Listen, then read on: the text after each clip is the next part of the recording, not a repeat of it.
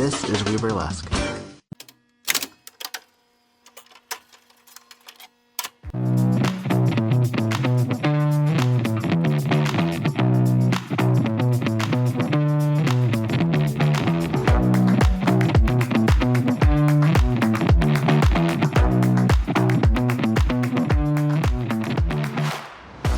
You mentioned at one point that you were also a singer of some variety. When did that come into play? Yeah, I started singing when I was really young and I had some like health complications and so it wasn't something that I like really pursued professionally.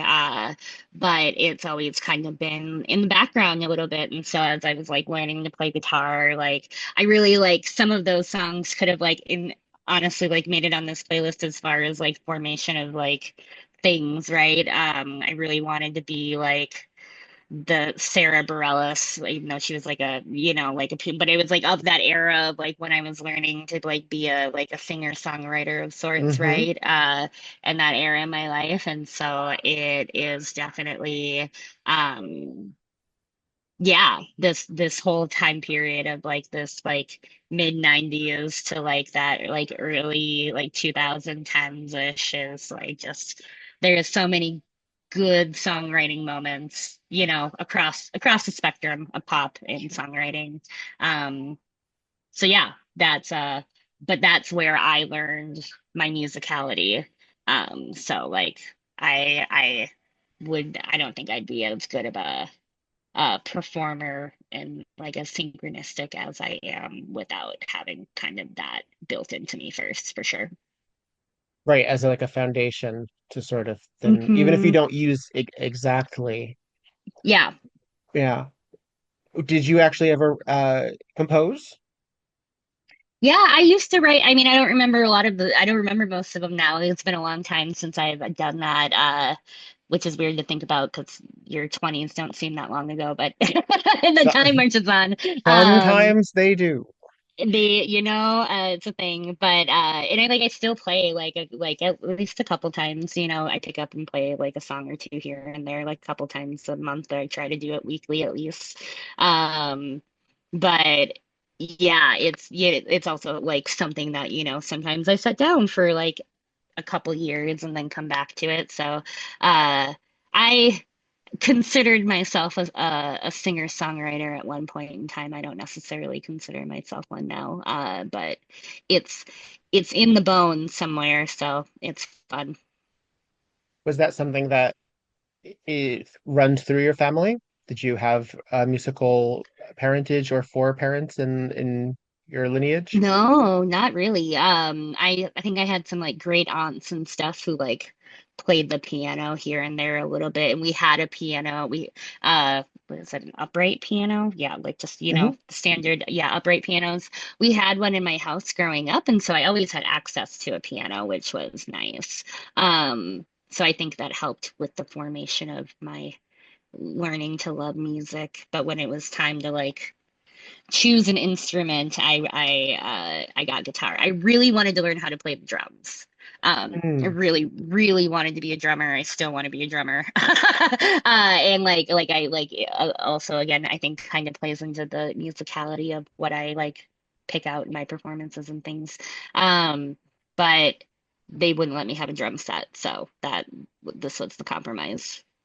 So then Too I learned how loud? to play Too play complicated? this on. Too, I mean, I learned how to play this on the guitar with a with an amplifier in my bedroom. So yeah. they got it anyways. So it's okay.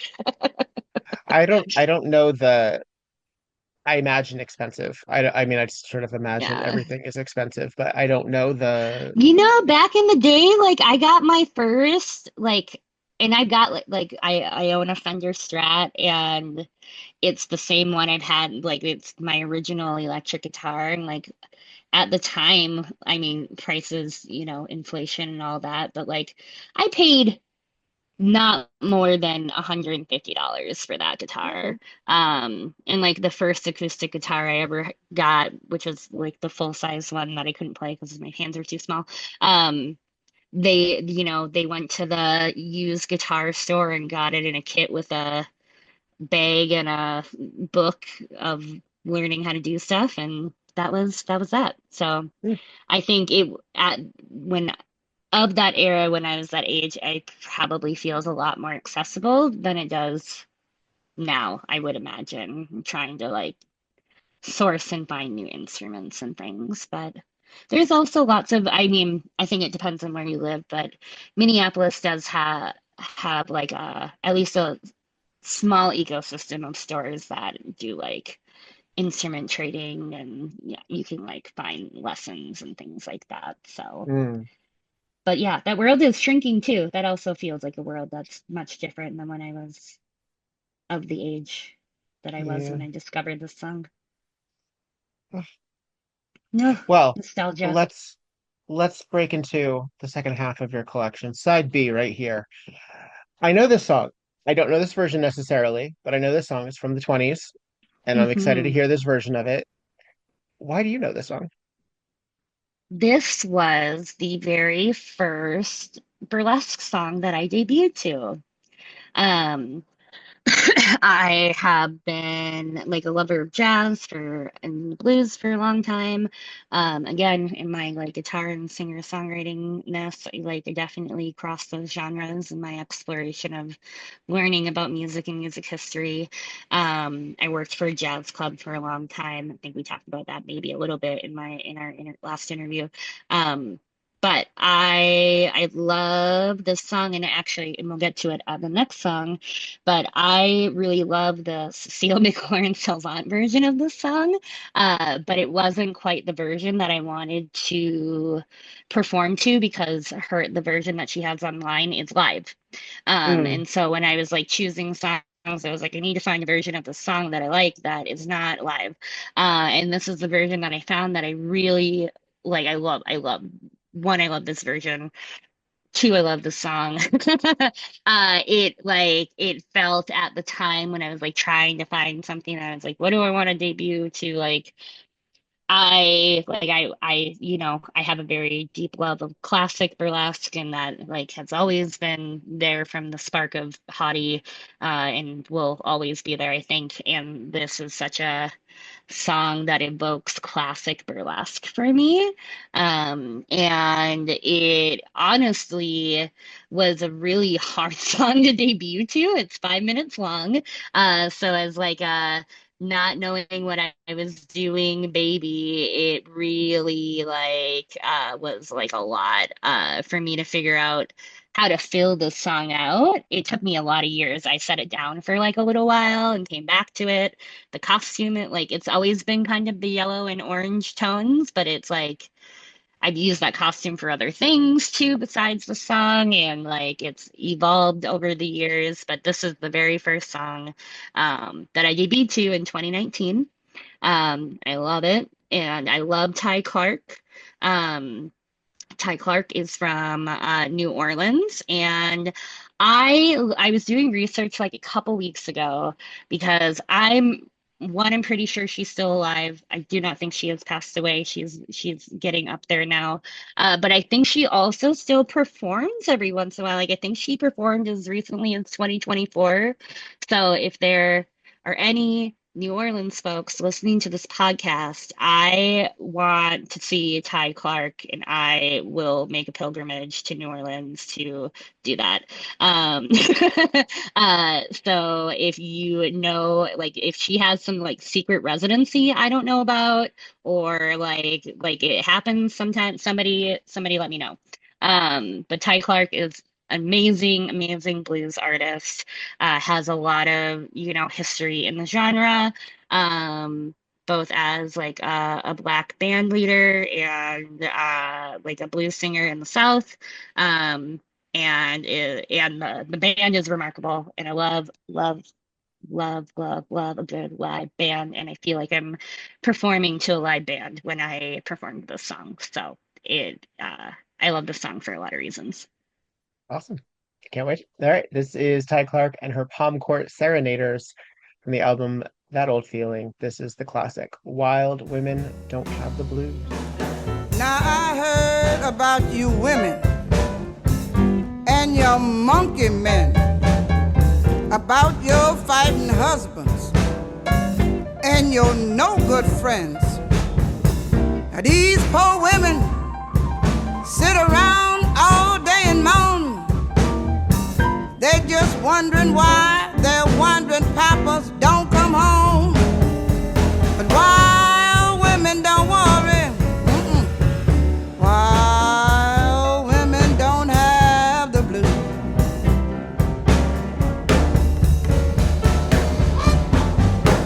Now if you got a man, don't you be on the square. 'Cause if you do, he'll have a woman everywhere. And I never was known to Wild drink. Women Don't Have the Blues, which is sometimes also recorded under Wild Women Don't Get the Blues, depending, Hmm. I suppose on your uh, stance on Yeah. the source of the blues that wild women do or do not get. I think that's real. Yes, and there's a few different versions of this song out there. I should know off the top of my head who the original writer of That this would be song was, and I can Miss Ida Cox. yes, Ida Cox, thank you. Yes. Hmm. And I actually, Cecile, who we'll listen to next, does a few different Ida Cox. Actually, that's the version of the song that I really like, and she mentions Ida Cox at the beginning of the song if you look it up. Um, but yeah, Ida Cox is also a very, very cool historical blues figure that you should Hmm. know if you don't know who that is. Hmm. Add it to your list of Ma Rainey and Hmm. oh Bessie Smith, also fantastic. Yes. Yeah. Uh yeah. That is one of the interesting things. So unfortunately, so many of these fantastic women, and I know even to the extent of where the legendary status of someone, even like Billie Holiday, where they were taken advantage of so often by their labels because they would release these singles as like 10-inch and 45s and Hmm. then not really make a whole lot of money on them, but would tour and would get gigs and then would work and people would know these songs. So many times they were also the people who were arranging them. So many times they were the people who were writing them, even if they were, Yeah. quote, traditional songs, they were the ones who uh, made them the way that we know them now. Yep. And uh, because they're in the public domain, or at the very least, very cheaply available to the labels that have inherited them, fortunately, unfortunately, we can have access to a lot of them because if you go digging, a lot of these artists, they have huge collections of material that's Yeah. all of varying quality because, it's 100 plus years ago in some cases. Mhm. But yeah. Yeah, but there is a lot of good historical digging to be done there. Hmm. So it's fun Hmm. to go down the rabbit hole, especially if you're performing to a song that is a cover, like it's worth it to you, which we'll talk about next. Mm. Like to like go back into the history of it a little bit, to discover like what other layers might be there, depending on, what song you're performing to. But Hmm. yeah, sometimes there's a lot more historical context there than you realize. Hmm. And that we absolutely should not be a surprise to any burlesque performer who has ever set foot to feeling good on a stage. But do they know? Do they know? Do they know? Check Do out they know? the Roar of the Grease Paint and find out a little bit more about that. Um, let's talk about your next track. Yeah.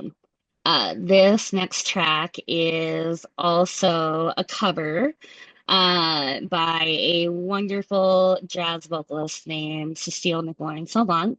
Um, Truly, like, she's just like, she gets compared to like the Bessie Smiths and like her vocals and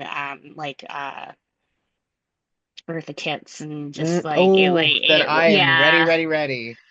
I And am so, I am and she truly, I've seen her live a couple times. I was introduced to her at that jazz club that I worked at for a while, and like just one of the most phenomenal performers I've ever seen. Really, her jazz standards were like formative in my like burlesque playlist building and like what did I really want to perform to as an artist when I was very first starting. And this was it. And she did, like I said, she does a song of Wild Women Don't Have the Blues. um and I fell in love with that, and also fell in love with many of her covers. Nobody is one of those covers. And Nobody, it was originally written by Bert Williams, who is a black vaudeville artist.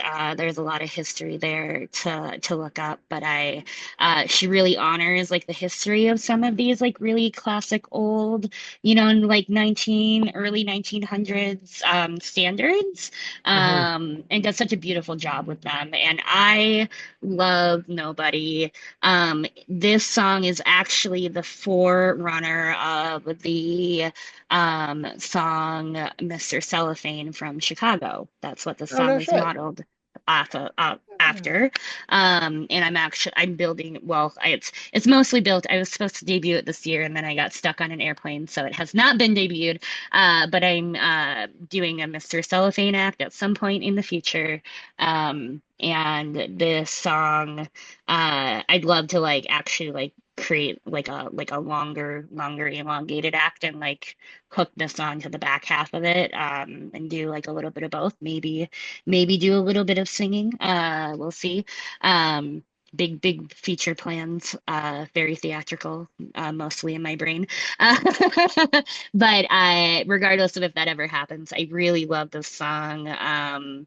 It's a beautiful standard and cover, and has a lot of like vaudeville and burlesque history to it, in and of itself. So I chose this one as one of the playlists. Spectacular. I can't wait. All right, let's take a listen to it. This is Nobody from Cecile McLorin Salvant from the album Woman Child.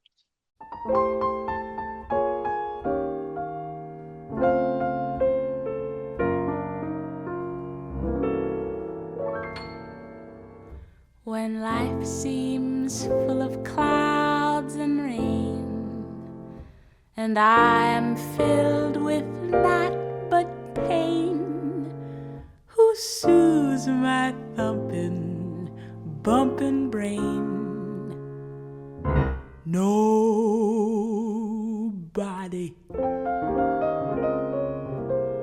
When winter comes with snow and sleet, and me with hunger and cold feet, who says, "Here's 25 cents, go on, get something to eat"? Nobody. I ain't never done nothing to nobody.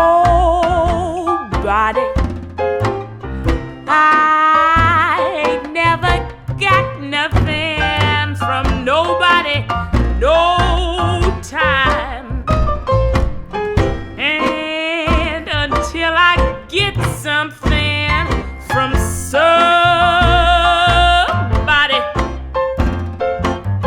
I will never do nothing for nobody, no time. Nobody from Cecile McLorin Salvant. I do know that song. I know the Nina Simone version. I didn't Yeah. realize, but I do know the Hmm. Nina Simone version. Yeah, Yes. very Yeah. nice. And yeah, a lot of her covers have been covered by other people, who we Oh, that's also a know and standard. love. I So love a it's standard. a standard. It's so fun. And it's fun to like find the other different versions of the standard, throughout the years. So, um, yes, I love that one. Yeah, very sweet. No, I love it. What an interesting element also to include, because as a black songwriter writing music in the 20s, for him to have recognition during that time, I think also Hmm. is, as I mentioned, so many times these folks were um, sidelined by the white person's cover of that Yeah. song. We see that more grandiosely in like something like Dreamgirls, but that's based on reality, like that kind of thing. Yeah. Yeah. Well, in this song, I mean, the song was like a commentary on that very thing at the time. So at the time, it was like kind of scandalous. I think it was actually like a really popular like thing that like people hired him to perform. Actually, I'm thinking about this again because it's been a second since I've looked up this story specifically, but actually I'm pretty sure it was one of those like he got hired all the time to perform this song, and so it kind of became like one of those like it's so personal and it's so like it's such a truth-telling song and like the aspect of like who he was as a performer, but it was also like the the audiences were hiring him to perform it at the same Yeah. time. So there's that dichotomy there. So yeah, it's got some really powerful history behind it. Yeah. Well, the painful connection with minstrel shows and Hmm. how his connection specifically, Robert Yeah. Williams, and being hired to do a caricature of oneself, Yeah. essentially. Hmm. Um, it's so complicated because is that, I guess, better than hiring a white person to do that? I don't know. I guess it really does depend on who the audience is to see how fucked up it really could be. Because there's a certain for us by us commentary that like if it's an inside joke or if we're doing stuff for ourselves, um, Hmm. that I could understand. And I obviously can't speak to as a person of color any of that. But when gay jokes are said by gay people, I'll speak to that. That's allowed and that's cool. But when straight people get a hold of it, then that can be Hmm. complicated. Like, well, that was never meant for y'all's consumption. That was just for us to enjoy. Well, and I mean, I guess in this specific instance of like do you know the history of it? Like the people who are in, like, if there was, a cover of the song that wasn't by Nina Simone or Cecile, right? Who are both, dark-skinned black women, but it was Hmm. by like a white performer. Would you even know the history of the song? That Mm, it was created by a black man making commentary on his, position that he was in and the pain and mm. the suffering that he was, putting on display. Um, no. And like, do people know that that's like what Mr. Cellophane is based off of? That is such a popular song in Chicago that like people don't know that lineage. So I don't know. I've been figuring out how I can do a little bit more historical, when I do eventually debut my number, like how do I bring it? And the same thing with Wild Women, like when I have the opportunity to do an introduction where I can talk about, the uplifting of Ty Clark or the history of the song or, the genre, like I do try to do that. Um, and like when I first started burlesque, I had in my mind that I was like only going to perform to like female or gay or like black artists because like like that seemed like the thing to do, and that hasn't necessarily taken shape that way because I like a lot of different genres. But when I do have the opportunity to um, really uplift those voices or those genres in my art, like I do try to do that if it's something that fits and feels right. Sure. It's difficult because giving context is always going to be difficult in a largely non-verbal art form. Hmm. And a lot of it is you can put whatever you want out there, but it does depend on what the audience is picking up also. Yeah. And a lot, I mean, I've seen this happen on occasion where some acts are given some context by the host. And sometimes that is very useful. Oops, I dropped my phone. Sometimes that is very useful. And sometimes it can also be, I don't want to say distracting, Hmm. but it couldn't be to a degree because then you're spending the whole act trying to piece things in the context that you were given. I don't know. I it's one reason that I love a one person show where songs are very often bookended by stories to give them their own context or introductions. Hmm. Um, I love a chanteuse on a saying, "This is why I choose this song, and the song is about this." And there we go, play it, Yeah. and I love that. Yeah, I love it. Yeah, and sometimes it fits and sometimes it doesn't. But when the opportunity is there, it's nice to at least put in people's brains that there's like other historical context behind the thing that you're doing. Um, but yeah, that's Nobody, and I love that song Great and song. Great love it song. for all sorts of reasons. We're gonna take a hard shift with your next track, and I'd like you to tell me about it. Yes, this is another 90s, early 2000s throwback. We'll have to look and see when did that album come out. Yeah, another 90. Wow. 96. All these are like all within like several years of each other. Very formative, clearly. Um, I along like with Possum Kingdom, the song is Stinkfist by Tool. Um, this genre like truly like really dope me. Again, this is like that cover band that I like was really in love with in high school, like covered the song too.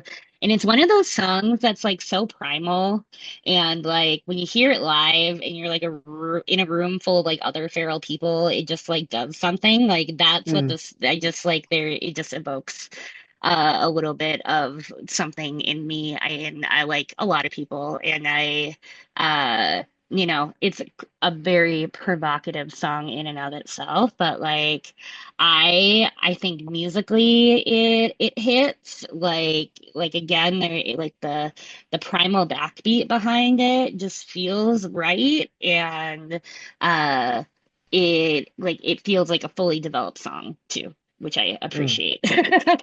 And so as I was growing up and like again learning my rhythm and learning my musicality, like this is one of these songs that like I listened to in my bedroom over and over and over and over again, and would play it in the car all the time. And it's just it's one of those ones that are in me, for sure. So I like this song a lot.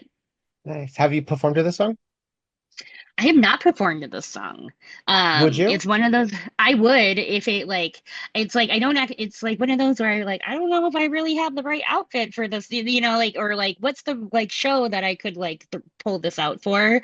And so like it's again one of those like back burner ones where I'm like that will come together at one point in time, like kind of like Possum Kingdom did, and I'll get to perform to it at least once, but it hasn't happened yet, so I'll make it happen Let's someday. manifest. Let's manifest. This is Yes, now help me out with the name of the album. Is it Anima? I think so. Okay, I'm Anima. pretty. I feel like I should know that, and I don't know now. I feel like it is. I'll double check. Anima Tool. This is Stickfist.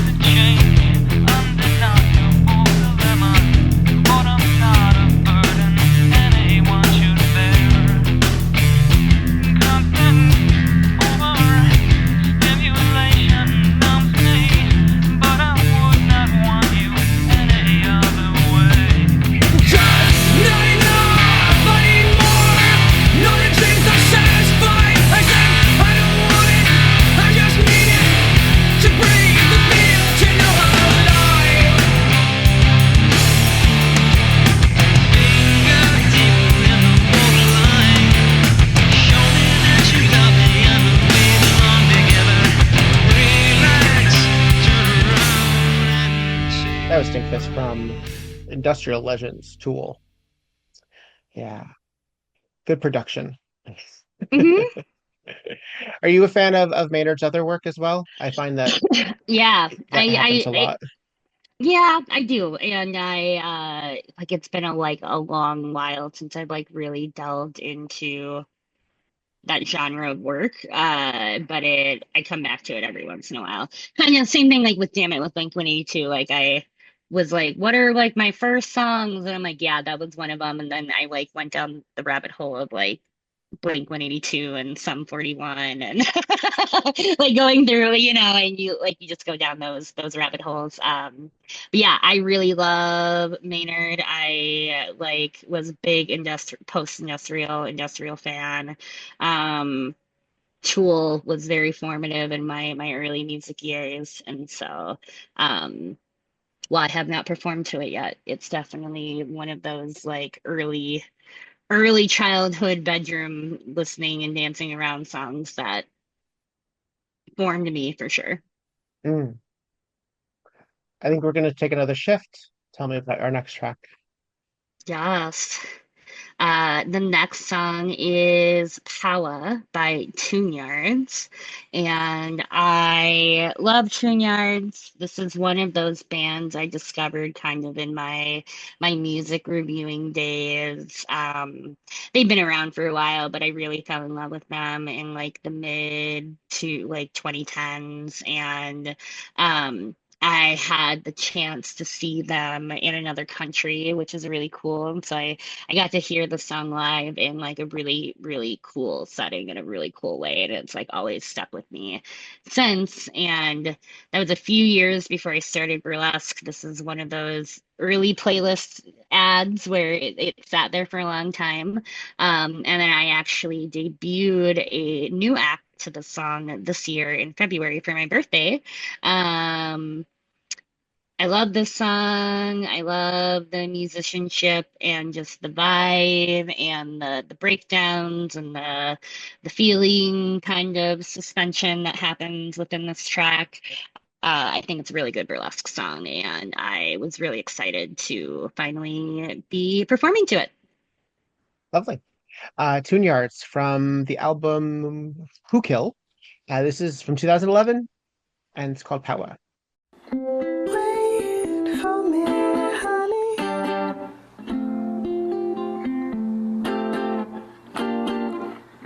Wait for me, honey.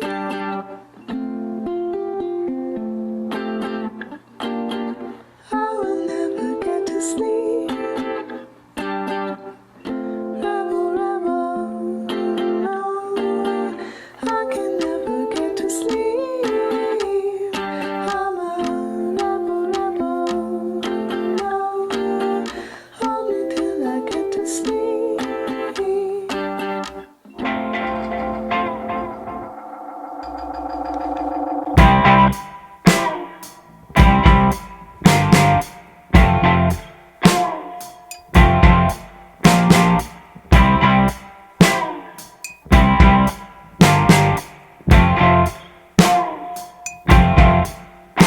Oh, baby, bring me home to bed. Rebel, rebel, no. That's 2 Yards with Power. Right fun. Yay. We are reaching the end of your list, and I would like to say it has been a pleasure learning about your music tastes, what brings you to the stage, and what you listen to on off as well. Uh, I'd like to remind the audience that if you're listening to this on any streaming podcast service, you're listening to the abbreviated version, you can get the full length at patreon.com/weburlesque. And I encourage you to do so. This is one of my favorite series to do. It allows us to learn about the artists that we see on stages, that we see behind that Instagram, and what inspires them and what brought them there. And after Haughty has finished her collection, we're going to have Viktor's hidden bonus track, where I pick a song from my selections, and we'll be playing that shortly thereafter. Haughty, before we play your final song, can you tell the audience at home the best ways that they can keep in touch with all your goings on? Yeah, I can be found mostly on Instagram at Haughty Hazelnut. You can find and friend me on Facebook. Maybe if you're not a creeper, because I don't have a public Facebook page, so that's me. And then I do have a website, haughtyhazelnut.com. It is not updated because I have been busy doing other things, but it's gonna happen now that I have a little more time in my life. So It that will be happened. coming, but it happens. I haven't been doing anything too exciting, so nobody's missed out on anything. But I will be updating that, and we'll have like fall schedules and exciting things there, and beyond. Excellent. And I do encourage also you, audience listeners, to go to the footnotes of this episode or to weberlesspodcast.com and find Haughtie's original conversation with me, where I got to know a little bit more about her that way. But let's round out your collection. Somehow you managed to whittle this down to 10, and this is your 10th and final track. Why did this one have to make the list? Yeah, it's been what a wild ride we've been on. This movie where the song is from is like one of those like weird pivots in time for me. And I was going to art school and was studying architecture and interior design. And I was like, I don't like this. I should be doing music things, as we Mm. talked about a lot. Like I've, been very connected to music in different ways. And I went to a party and got very drunk, and I was underage. But like, we went to this house party. Remember having a crush on this guy, and it was one of those, like, it was the end of the party, and we were watching a movie at the end. And this was the movie we all like sat on the couch and watched together. And it was like the moment, like, I should, it felt like I was on acid, like one of those moments, but I was not. But this is like one of those turning moments where I was like, I decided to go to music school because I loved this movie. And it's like, just, it encapsulates all of the things I love about music and the music, like exploration of learning about yourself and like what you love and who you love and how you explore the world. And um this is one of the, like, the, at least in my opinion, one of the more pivotal songs in this movie. The song is Fever Dog by Stillwater from Almost Famous. Very cult classic movie. I'm sure if you haven't seen it, you should definitely watch it. It's real good, and gives me all the feels. I haven't watched it in a very long time, so I might go find that tonight and watch it. But yeah, it's just one of those like really cool, um, one of those cool like developmental early adulthood turning points for me. And I don't think if I would have gone to music school and explored that path that I would maybe even be doing burlesque. And so this is that song, and I Yeah, love it. And hopefully we'll also have an act to it at some point in the future. very nice. This is from the fictional band Stillwater, as Yes. held up by Billy Crudup and co.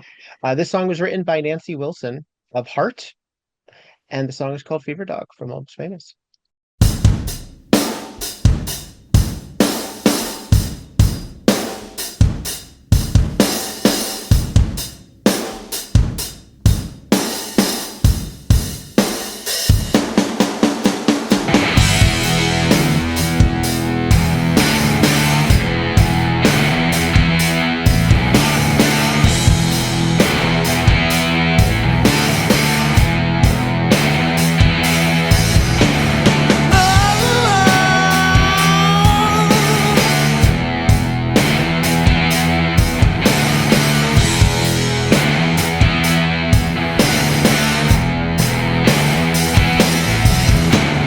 Fever down, scratching at my back door.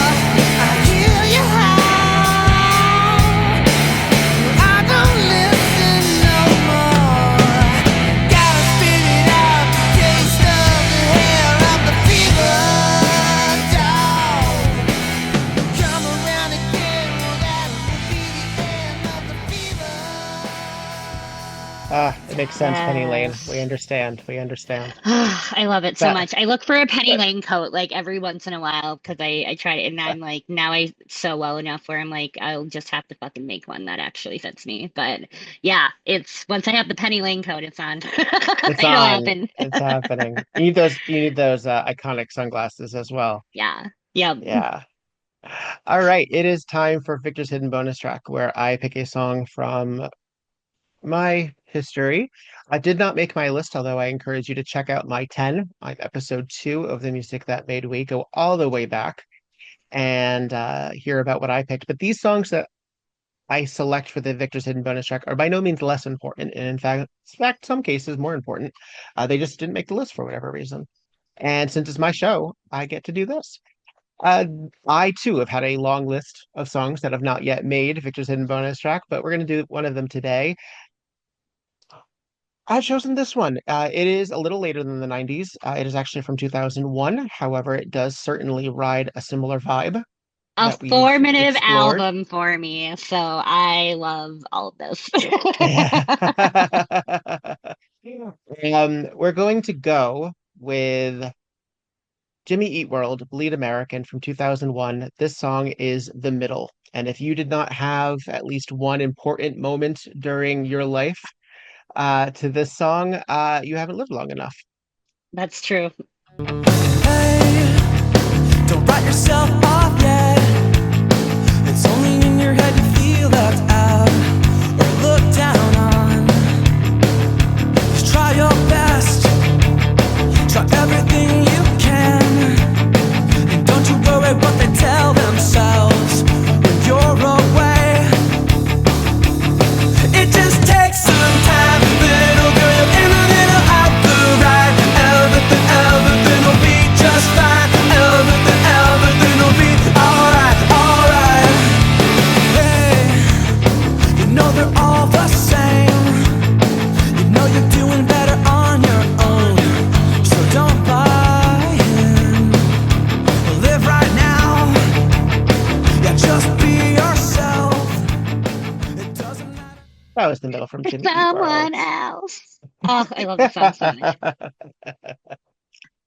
Yeah, I finally that, did get to yeah. see them. It was like a little bit later. It was much like later than this album came out, but it was still a good time. Oh, I imagine they had to close with this one too. So Yeah, they're still touring, so they I they bet they're still out there. they're still doing stuff. Let's see. This came out in Hmm 2001. I mean, it was senior year for me, which makes sense because I graduated 2002. hmm So was it it wasn't their first album, was it? Could it have been? It may have Yeah, it been. might be. It was definitely Oh one of the no, early ones. they came out in 96, but it looks like they didn't really have like mass appeal I think that until was like their 2001. big, that was like the big one that It like was, maybe. people took off. Yeah, yeah. Good So many good stuff. songs on this album. I have to explore more of them. Uh, I mean, obviously it's the hit, and we do want to Hmm dig a little deeper than the hit every now and then if we're able to. But yeah. All right. Well, thank you so much, Audie, for being a part of this. It has been my pleasure. Been And so fun. I encourage folks to listen to these songs with these thoughts in mind, and also do this assignment yourself. Even if you're not a performer, or we don't know each other, or you're not doing this podcast, do this experience for yourself. Find them and make your list. And you don't have to limit it to 10. That's even better, right? It's true. Sure. All right, darling. Please be well. Thrive, however that manifests, and may we find ourselves in the same room or sometime, either to share some boards or to enjoy a show. I have to get my way to Minneapolis at some point. I would love that. I hope our paths cross soon. Excellent. Well, be well, and audience at home, thank you for listening. Howdy. Thank you again. Mwah. Thank you.